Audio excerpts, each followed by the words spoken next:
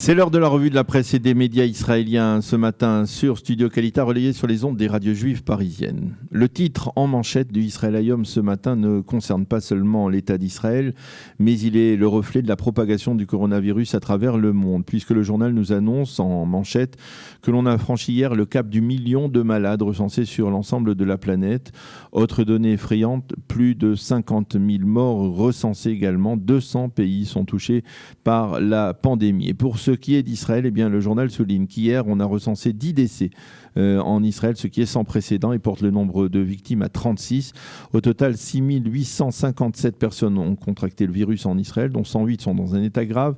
Le ministre israélien de la Santé publique, Yaakov Litzman, lui-même est malade. Le Premier ministre et de très hautes personnalités ont été mises en quarantaine en raison de leur proximité justement avec le ministre de la Santé. Mais fort heureusement, selon la presse israélienne de ce matin, leurs tests sont négatifs. Le Yediot Aharonot, lui, nous montre à la une photo prise dans un des départements des malades graves du coronavirus, où l'on voit un malade intubé sous assistance respiratoire, entouré de 5 médecins et infirmiers israéliens en combinaison de protection.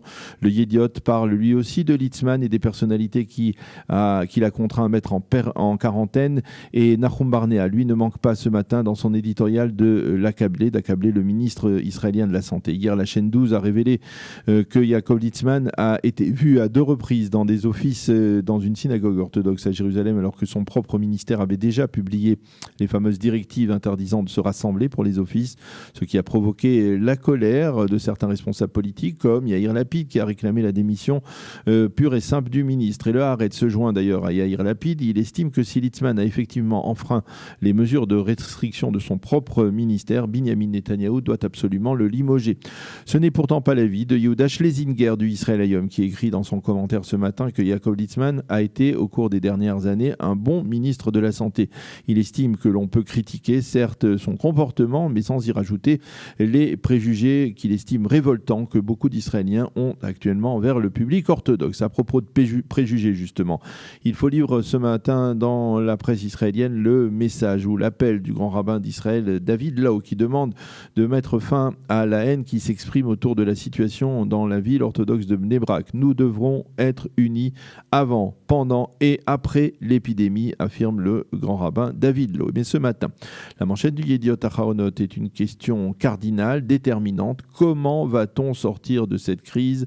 C'est la question que pose en manchette donc le quotidien israélien. La réponse à cette question se trouve dans le supplément du Shabbat du journal, qui a interrogé de nombreux experts sur la stratégie de sortie de crise de l'État d'Israël face au coronavirus. Une réponse à cette question importante se trouve peut-être dans l'éditorial de Yair Assouline dans le Haaretz de ce matin.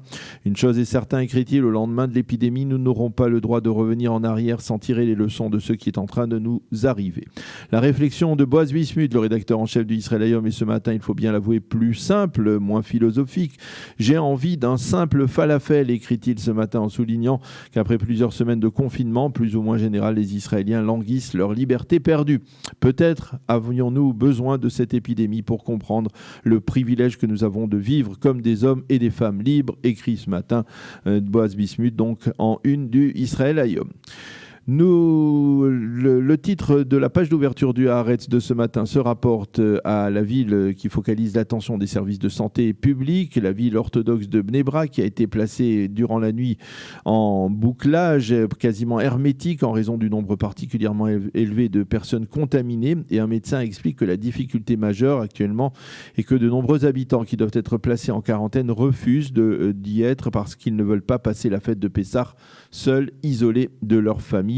Une situation extrêmement complexe donc à gérer. Le Yediot Aharonot explique que la situation économique de ces familles nombreuses et orthodoxes de Bnei Brak est très difficile, pour ne pas dire parfois catastrophique. En temps normal, une partie de ces familles bénéficient généralement à l'approche de la fête de Pessah d'aides sous forme de produits alimentaires qui sont distribués dans de première nécessité. Mais cette année, la situation de la ville ne permet pas l'acheminement de ces denrées. De la même manière, il faut sauver Bnei Brak, titre ce matin le Yediot Aharonot en page 2, alors que 900 malades ont été recensés dans la ville, soit une augmentation de 25% en une seule journée. Yossi Yehoshua explique que la propagation de l'épidémie à Bnei Brak est aujourd'hui l'obstacle majeur à une sortie de la crise, et selon lui, sans un blocus étanche,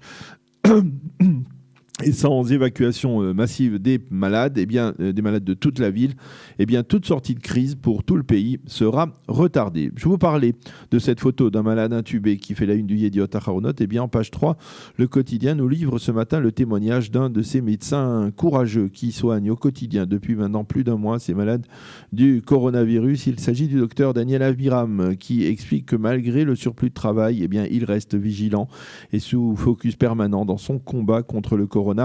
Et puis ce matin, il convient de se pencher sur les 2 sites orthodoxes les plus célèbres, Bechadré Haredim et Kikar HaShabbat, qui se focalisent généralement sur l'actualité dans la communauté orthodoxe. Ces sites répercutent massivement les directives à respecter et appellent la population orthodoxe à la plus grande prudence.